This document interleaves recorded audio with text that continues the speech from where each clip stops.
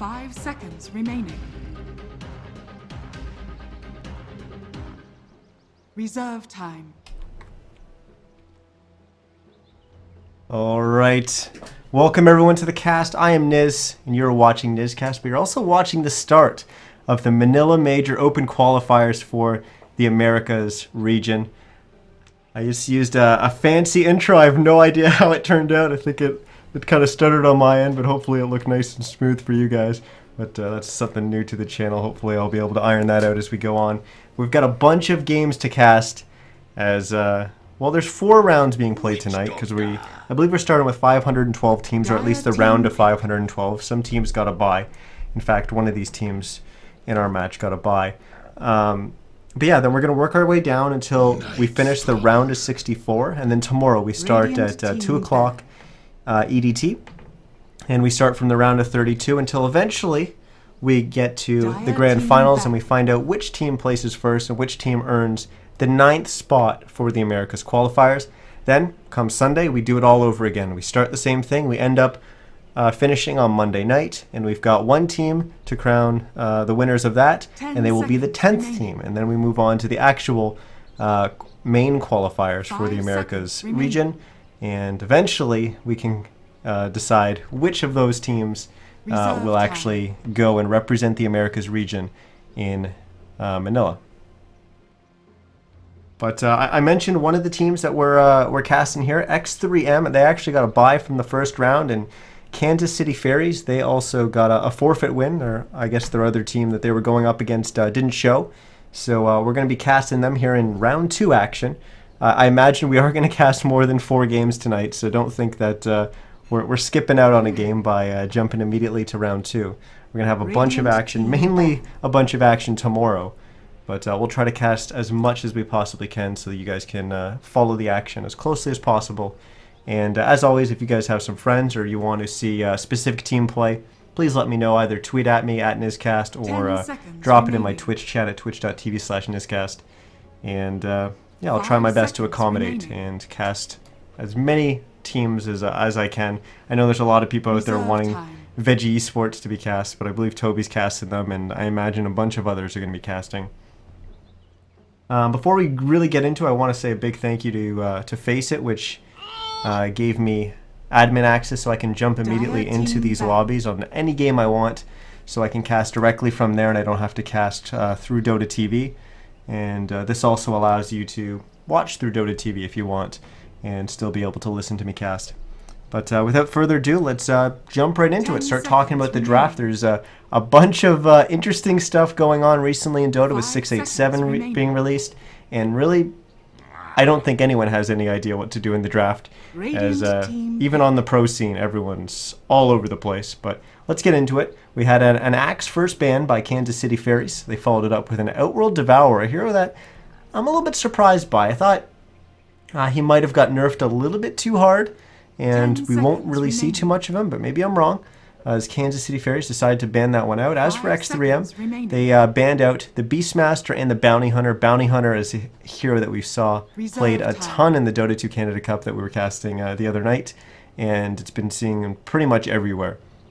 It's definitely one of the big heroes right now in the patch, and coming out of that, Lich gets picked up. He's another one of the really big ones. Of course, that change or redistribution of the XP for the lane creeps, putting a lot more emphasis on that range creep, makes the Lich sacrifice even more potent. Of course, then denies more XP from the opposing team and gives it, well, essentially gives more to your Lich. They're going to pair that up with a Night Stalker, so that's probably going to be their support duo, with Lich as the more safe of the 5, or playing the position 5 of the supports, and the Night Stalker is going to be more aggressive, kind of moving around playing that position 4. As for x3m, they picked up the Doom to start things off and paired it up with a Witch Doctor. I really like the Witch Doctor with his ability to crit now with his Death Ward from one of those new items added into the game. And of course, we saw a lot of Doom towards the end of 686, so seeing him still getting picked up isn't really the biggest surprise, considering he wasn't really touched in the patch. Then we moved on to our next banning phase, where we had the Zeus and the Lion removed by Kansas City Fairies. Lion, another one of those heroes that's been seeing a lot of play in a lot of the other open qualifiers for the other regions. So we're not going to see him this game, but he's definitely potent. And Zeus, again, another one of those heroes that we started to see quite a bit more of it towards the end of 686. And although Zeus got nerfed a little bit in the patch, a lot of it was just kind of matched up with the fact that Int kind of scales the magic damage that you're doing. So it's not really that much or that significant of a nerf to Zeus, so he's still a very potent hero. Slark and Wind Ranger, pretty standard bans there from x3m. As the big pick, Lycan getting picked up by x3m. We saw Animal Kingdom pick it up in the Dota 2 Canada Cup. It didn't really work out for them, but maybe it'll work out for x3m, as they obviously you don't go in and pick it in your first game in the open qualifiers if you don't feel confident with it. So good luck to x3m on that one. They're going to pair it up with the big watermelon, the Tidehunter, a hero I'd absolutely love. And I'm really glad to see that Tidehunter's kind of coming back in the meta, and expecting that we'll see a lot more of him to come. So I expect him to be in the off lane for them. And Kansas City Fairies, they picked up the Vengeful Spirit, which immediately opened some questions here, because we already kind of determined that the Lich and Night Stalker were most likely going to be the support duo for Kansas City Fairies. But with a Vengeful Spirit, that might change things. Is this now an off-lane Night Stalker? Is it, which I think is probably the biggest possibility with the Night Stalker Lich kind of duo off-lane. That possibility, Venge, then kind of your stay-at-home support with, I'm guessing, Juggernaut, which was just picked up. And then they'd be finishing out the roster with a mid-hero. So that's one possibility. Another possibility is them running potentially a core Vengeful Spirit and putting the Juggernaut in the mid lane, or even going aggressive with the Venge and still safe laning the Jug as solo. I'm not really a big fan of that strategy. I think it's probably going to be the first one with the Lich Night Stalker duo off. Jug, Vengeful Spirit safe lane, and then a mid-hero. But we'll see how Kansas City Fairies chooses to round out their roster. I do think their mid-hero is probably going to need to be something that's going to do some significant damage. As I mean, Night Stalker does some damage, and yeah, Lich, if you get a good chain, you can put out a good amount of damage. But without that, I think Jug kind of struggles. One of the heroes I was thinking that might be a possibility for them and would look pretty nice is a Queen of Pain, but that immediately gets banned out by x3m, so good on them for noticing that. As for x3m, we expect that Tidehunter to be in the off lane, Lycan safe lane. Witch Doctor is the kind of position 5 support, staying with that Lycan. Doom, we've seen a lot of him being run as the position 4 and put in the jungle, and I think we're going to see that this game as well. So x3m is also going to be looking for a mid-hero. And once again, another one that doesn't really have to be able to pack as big of a punch as Kansas City Fairies. And these guys are beating me to it. I was just about to say Puck is probably looking like a really good pick for them, as that's going to give them a lot more team fight control. It's going to pair up well with the Tidehunter and the Ravage. They can initiate with the Puck and kind of start the engage, and then as Kansas City Fairies tries to come in and help their teammates and stuff like that, then the Tidehunter comes in as, I want to call it counter engage, but it's really just a late engage for the Tidehunter. Comes in with a Blink Ravage, hits a bunch of heroes from Kansas City Fairies, and then Doom comes in, gets a good Doom off, and Lycan's already popped his Shapeshift, and he's able to just start biting a bunch of heroes on Kansas City Fairies. And it's a great initiation for them, but they're not going to have access to that as it gets banned out by Kansas City Fairies. So great reading of the draft by both teams so far. I think both those were kind of obvious, but still, I think it's pretty good. But both these teams actually use quite a bit of their reserve time getting to this point in the draft, so they have to make their last couple decisions pretty quickly. If we just have 10 seconds left here for Kansas City Fairies, what are they going to go with? 5 seconds remaining. Omni Knight. Omni Knight. That's certainly one I was not expecting. Wow, okay.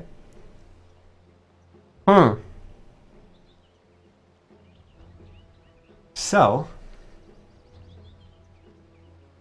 is this now an aggressive lane? 10 seconds remaining. I don't know. I don't know yet. 5 seconds remaining. One of the possibilities is an Omni Knight as one of their solos, and then going aggressive with the Lich Night Stalker Venge and leaving the Jug as one of the solos as well, given that you're going to be going up against a Tidehunter in the off lane. 5 seconds remaining. I don't like it though. Tidehunter actually does quite well against both those heroes. Riki. And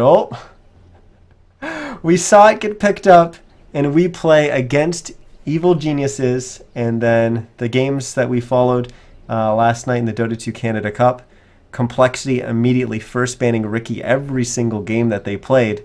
Now we're actually going to see it. So I'm really excited to see how they're going to do with a Ricky on their side. It wasn't a pick similar to a Puck. It's a very, very different pick. But both teams kind of doing a little bit different strategies here, and that's what we love about a brand new patch, as it brings a lot of these kind of interesting new strategies to the forefront. As I see I'm getting a little bit of PC issues here. Hopefully it should be fine. 10 seconds I'm remaining. going to make sure everything's okay on my end. It looks fine, but 5 seconds remaining. apparently it's cleared, so we're good. As we're just waiting on the last player from x3m to select their hero, and here we go. We jump into our first match of the Manila Major Open Qualifiers for the Americas region, as we've got x3m playing on our Radiant side. And of course, it wouldn't be a competitive game without a pause, as we're going to have that to start things off, as unfortunately one of the heroes from KCF has disconnected. So we'll just wait for them to reconnect before we go about introducing all the players. But I'm really intrigued by this Ricky, as when it happened against EG, I was already preparing for the cast, or maybe I had already I was either already casting or I had just started preparing for it, and I wasn't able to watch the game live. But I had to go back, and I was just like, there was a Ricky pick, and then all of a sudden Complexity started first banning it, and it didn't make any sense to me, so I had to go back and watch the highlights and stuff like that. And EG tapped out of that game very, very early, and Ricky was a pretty potent force in that game. So I'm really eager to see how x3m is going to be able to do it, because I think up until that game where Vega played it, I think a lot of people still considered Ricky to be kind of trash tier hero, as he was touched, slightly buffed in the patch, but a lot of people didn't really consider him very good at all to begin with. But we'll see how x3m is going to be able to do it. Vega managed to make it work, so we'll see if x3m is going to be able to do the same. Speaking of x3m, they're going to be playing on our Radiant side. We've got Unique playing their Doom. Arctic is going to be playing the Witch Doctor for them. Trupp is going to be on the Lycan. Gabo is going to be on the big Watermelon, the Tidehunter, and the Ricky. It's going to be played by Black Soul, as he's finding a way to not show up on on camera there, as I guess that's what Ricky does well. But we'll take a quick look at our Dire side, as they've smoked up, and they're going to move right down here into the Radiant jungle. They're not even going to give me a chance to introduce them, as Metro is going to run right into Unique here. Going to get the Void off onto the Doom, as they're going to go right after him. But looks like Doom isn't very scared at all, as he's just going to turn around and try to re-engage here, but now he sees there's a lot more of them, and it's just him and Black Soul. They're not going to really be able to fight this, so they start running away again, as Black Soul now with some body blocks, as he's sitting there in Viz. Good play there by Black Soul. But we'll quickly introduce our Dire side here, as it's going to be the Kansas City Fairies, as we've got Arteezy Fangay playing the Juggernaut. Rick Fielden is going to be on the Omni Knight. Metro, as you saw, playing that Night Stalker. He's going to be, well, playing that Night Stalker. We've got Frantic playing the Vengeful Spirit, and God Adam is going to be playing the Lich.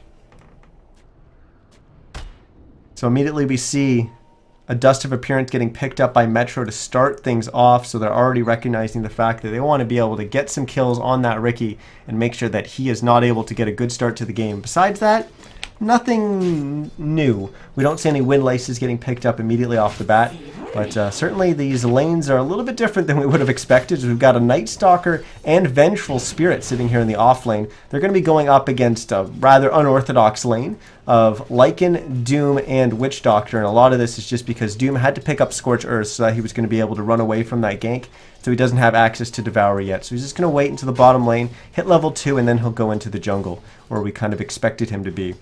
In the mid lane, it's going to be definitely an unorthodox lane, as we got Omni Knight going up against Ricky.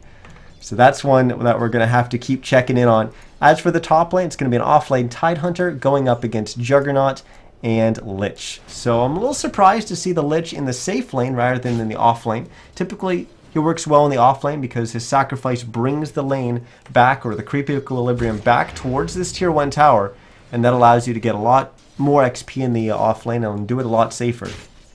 But they're choosing to put the Lich down, or the Vengeful Spirit down here instead, and maybe they feel that they can just put some more pressure on the Lycan, and this gives them a stronger lane going 2v2, given that they know that the Doom's going to be in the jungle.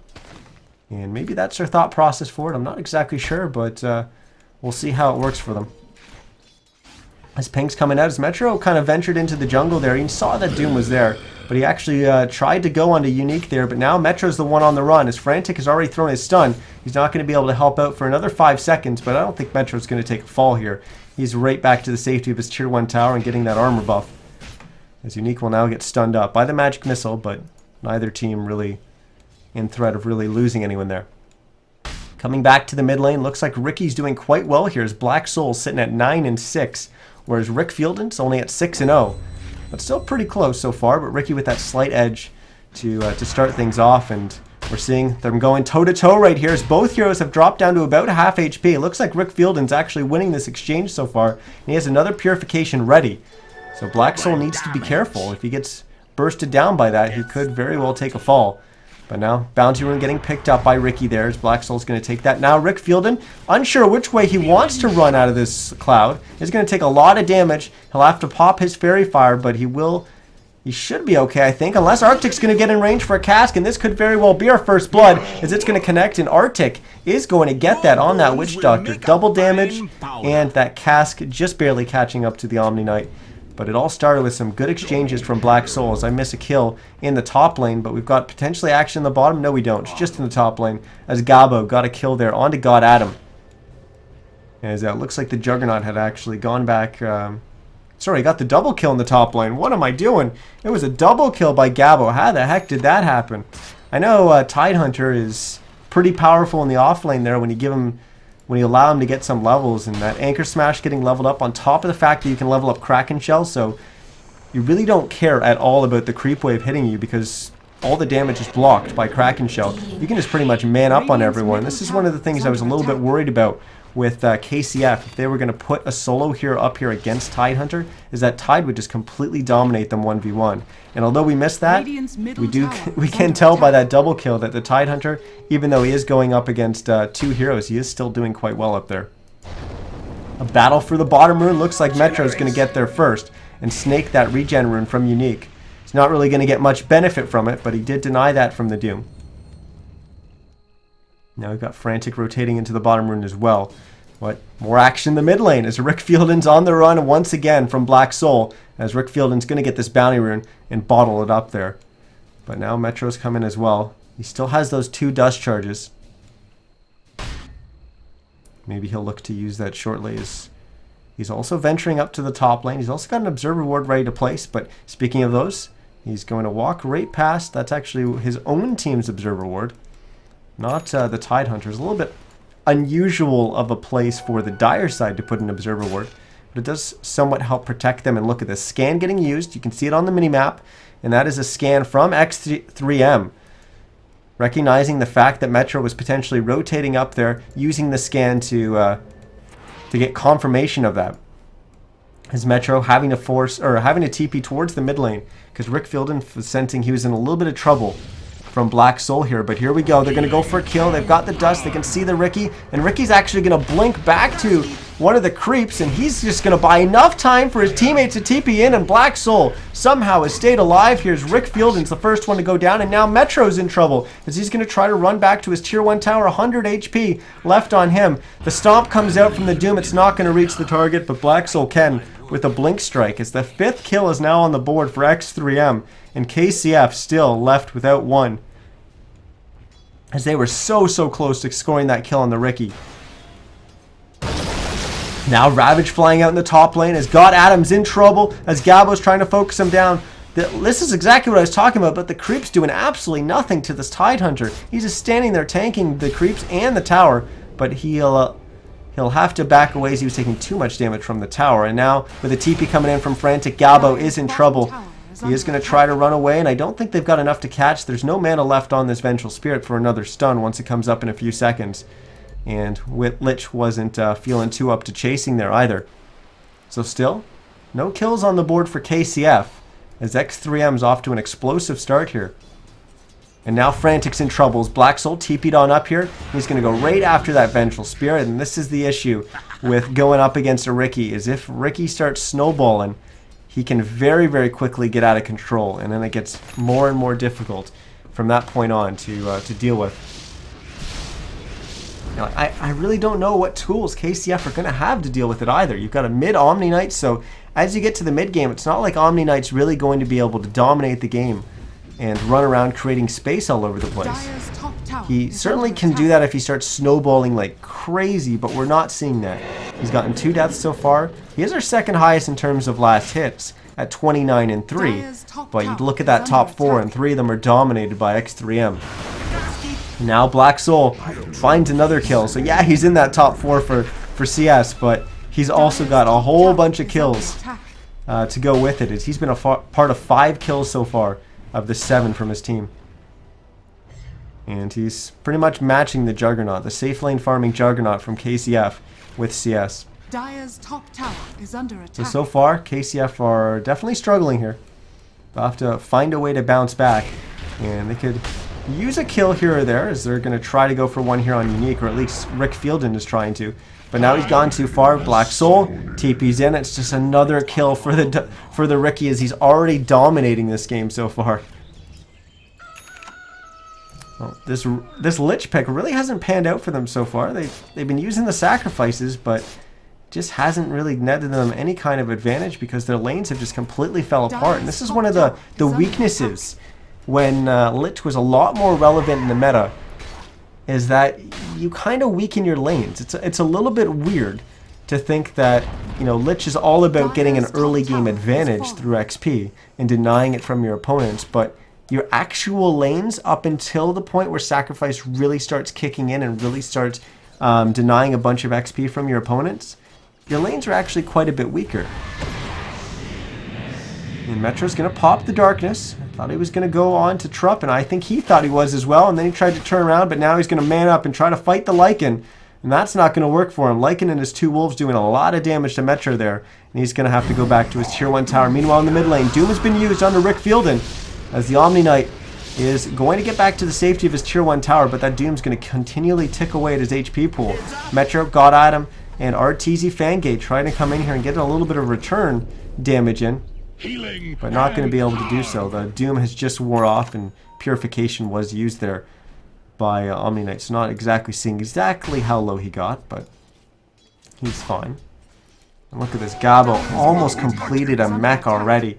He's at 600 gold right now, well, almost 700 now. He's 200 gold away from the recipe. They're going to have a mech to go with the fact that they've got this Riki that's snowballing out of control. I just don't see what KCF are going to be able to do here. They're going to have to find an opening some way. And they really don't have the big team fight to go against x3m either. Ravage is just so big and so pivotal in these team fights. And God Adam is going to get healed up by the Purification. There comes that Ravage. It's going to stun up 3 heroes. God Adam still in trouble. He's been repelled. He's got 80 HP. He's going to try to run away, but Unique going to be able to chase him and get an auto attack off to finish him off. And now Rick Fielden taking a lot of damage from the Death Ward from Arctic, as now he'll try to run back. He'll pop the repel on himself, but not going to save him from the right click that will eventually be his doom. As Frantic now getting stunned up, he's dead. It's 11-0 as x3m just completely in control of this game. They're going to get a tier 1 tower probably on the back of those kills to go with the other tier 1 towers that they've taken in both the bottom and the top lanes. And KCF, not looking good. Not looking good for them at all right now. And we haven't even seen this Lycan really step up and be a part of this game yet. He's just kind of been sitting quietly in the bottom lane, just farming away. He's part of 0 kills so far, but that's a Lycan. That's what you expect. He really needs at least level 6 to get Shapeshift before he even starts fighting, but even still, he wants more than that, as Ricky's going to pop his ultimate. Metro's going to go down on the back of that, and Rick Fielden's trying to man up, going after Black Soul, and he will get it. That's a mega kill streak going to Rick Fielden, so a bunch of gold going the way of KCF. They get their first kill of the game, and certainly it's a valuable one, but unfortunately it cost them probably a little too much, as they're going to lose 3 heroes for that 1 kill on Ricky. This will bring up the show fight recap, and we can actually see The gold chain does favor KCF by only 100 gold, but that's the difference in net worth between the two teams. 3 kills for one, and it ends up in KCF still being ahead in gold. As we're going to quickly switch on over to our net worth, and you can see all 5 members of x3m are ahead of all, or any of the members of KCF. And I'm not going to look at the gold graph right now. It's you can tell it's going to be very one-sided. RTZ Fangay looks like it's going to go down in the top lane, as Black Soul and Unique combine for another kill again.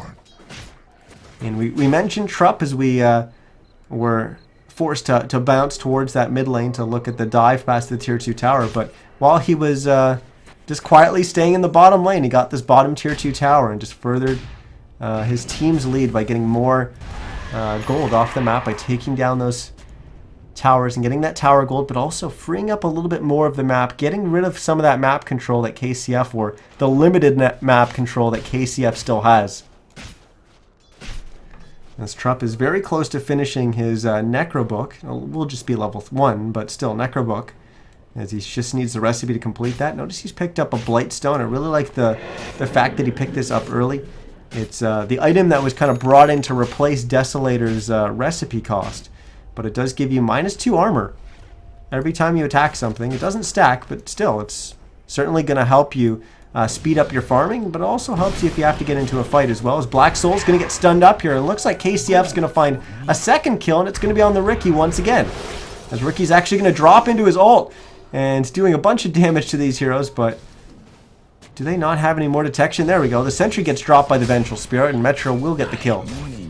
Second kill on the board for KCF, and this time it doesn't cost them anything, or maybe it does. RTZ Fangay, you're going to start spinning. Is he going to try to back away? Ravage is ready. Will Gabo throw it out? The answer is yes, as Frantic gets very, very low, and they're probably going to go after him after they got the kill and got at him, and Gabo's going to get both of them. Now, RTZ Fangay is going to try to turn around, get some return kills, as he's been repelled up by Rick Fielden, and Omni Slash going to come out, and Gabo's going to go down. Now it's Unique, trying to 1v2, but now it's a 2v2 as Arctic comes in, drops the Death Ward, and oh, so much damage. The ping spam's coming out from Rick Fielden, as Arctic was doing so much work there with the Death Ward. And now, with the creep wave chasing him, he'll kind of meet back up with his doom and keep chasing down RTZ Fangay, who has now been doomed up. The cask bounces through, and this Juggernaut is about to take a fall. 19-3 now. And in the bottom lane, Trupp just scores a kill as well, as it's now 20-3 as he kills Metros. We're pretty damn close to a reverse 3-2-2. Just need 2 more kills on the side of x3m. Dire's bottom tower is under attack. But this has been a very one-sided game so far. We almost have a Diffusal Blade getting picked up by Black Soul. He's got double alacrities right now. He's also got the Robe of the Magi in his inventory, so he's very, very close to completing that. And we'll quickly look at the items from KCF after Black Soul. I don't know what he was trying there, but he almost fed.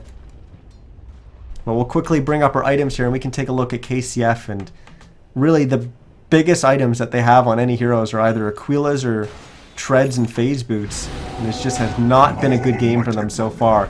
When you start looking at the heroes on x3m and what they have, we've got Drums and now Blink Dagger as well, picked up by Doom.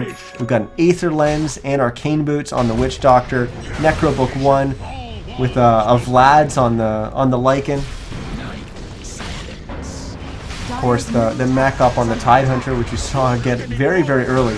But another great Death Ward getting cast by Arctic. That's going to bring down God Adam, as Black Soul was sitting there with the ultimate. I can't remember the name. Tricks of the Trade was doing a bunch of work once again, as RTZ Fangay will get slowed down as he gets splashed by water by Gabo, and he's going to go down. There it is, the reverse 3-2-2, 22-3, as x3m are now going to walk up onto the high ground, and they're going to... Nope, they're not going to take the reverse 3-2-2 away from us just yet. Black Soul's going to have a blink up in a second, so he will get it. So 23-3 now, and he'll just walk up to the enemy shop and complete his Diffusal Blade. As Frantic's actually going to buy back into the game. They're desperate to try and defend here, but they've already lost their mid melee and range racks. As Gabo's going to let the Ravage fly, it's going to land on 3. And once again, the Tricks of the Trade hitting a bunch of heroes there, and he's going to just be able to right-click down God Adam, and then he blink strikes to Frantic. Rick Fielden gets cleaned up by his allies as well. All-knowing one. And we've got another buyback, this time by Rick Fielden, and things are just completely falling apart for KCF. As I don't think buybacks are going to be what's going to bring them back into this game. I don't think there's really anything short of x3m diving the fountain that's really going to bring KCF back into this game. And there we go. GG's going to get called as our first game of the Manila Major Open Qualifiers for Americas was a short one and a pretty one-sided affair, but it was a good way to start off, I guess, our night of cast. Good luck further, says KCF, is being good manners and good sports about the whole thing. I'm sure you'll have better competition. Oh, don't sell yourself short. God, Adam, things just didn't go right in the laning phase, and you guys went with a little bit of a unorthodox draft. Definitely didn't work for you, and Ricky kind of, I guess, caught you off guard, caught EG off guard. So that's going to wrap it up for that game. We're going to look for another game and see what else there is to cast. I don't want to be sitting around waiting for x3m's next game, because like I said, this was already a round 2 game, so we'll probably bounce around to different teams. But once again, guys, I was Niz. If you're enjoying the cast so far, make sure you hit me up with a follow on twitch.tv/NizCast. If you were listening in game through Dota TV, you can drop by that Twitch channel and say hi, and also see what else we're going to be casting, so maybe you can follow along on Dota TV.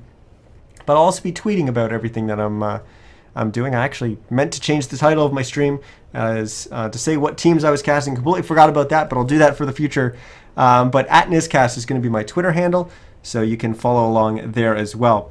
But I'm going to throw it to music in the meantime while we search for another game. Once again, guys, thanks so much for watching, as we've got plenty more action of the Manila Major Open Qualifiers to come.